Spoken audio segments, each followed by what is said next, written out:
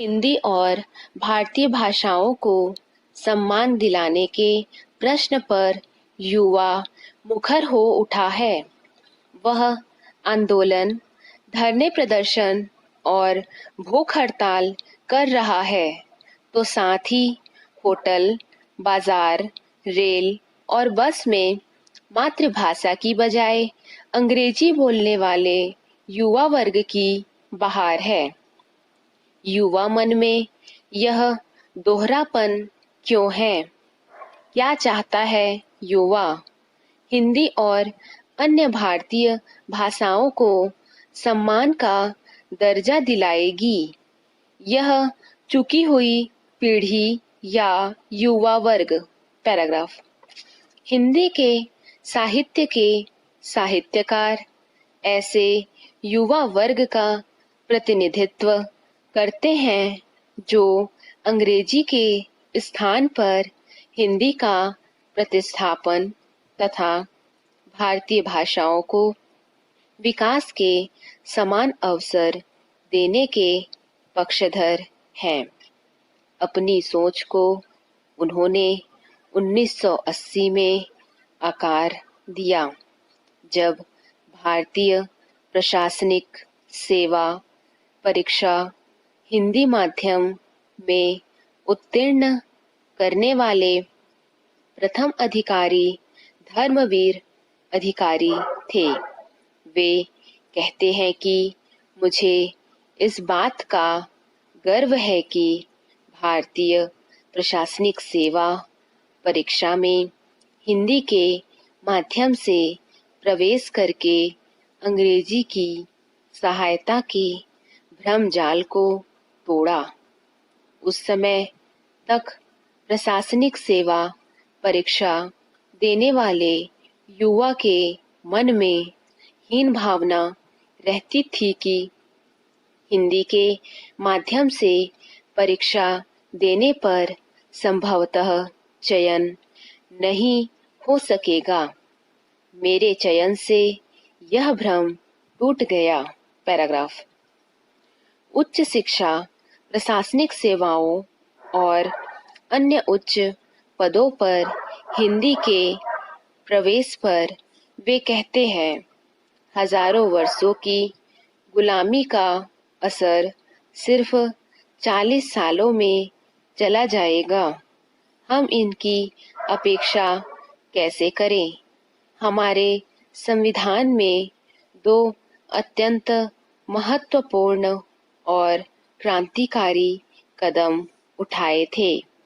पहला, वर्षों से कुचली और प्रताड़ित की गई असभ्य जनता की भाषा बताई जाने वाले हिंदी को राजभाषा का दर्जा दिया।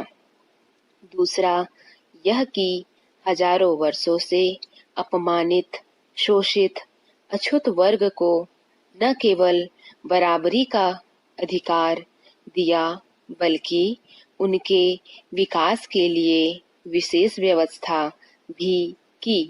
पैराग्राफ। संविधान में राजभाषा का दर्जा दिए जाने के बावजूद भी हिंदी को संवैधानिक अधिकार दिलाने के लिए आंदोलन की जरूरत क्यों पड़ रही है? आंदोलनरत युवा वर्ग सशक्त और निर्णायक स्थिति में क्यों नहीं है? इस प्रश्न पर वे बहुत सटीक बात कहते हैं।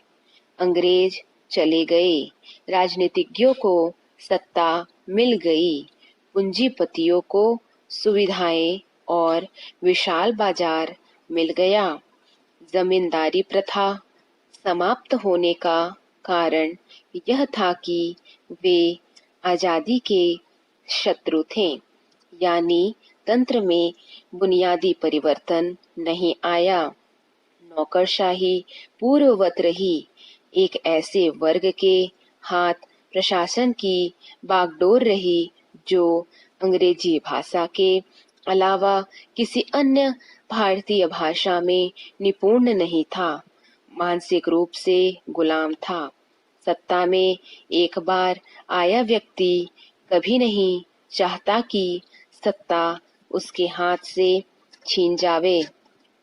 प्रशासनिक अधिकारी अंग्रेजियत में रंगे थे।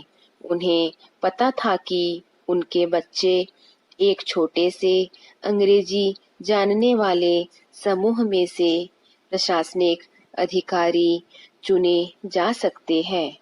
संपूर्ण भारतीय युवाओं के बीच हिंदी या अन्य भारतीय भाषाओं के माध्यम से वे पिछड़ जाएंगे।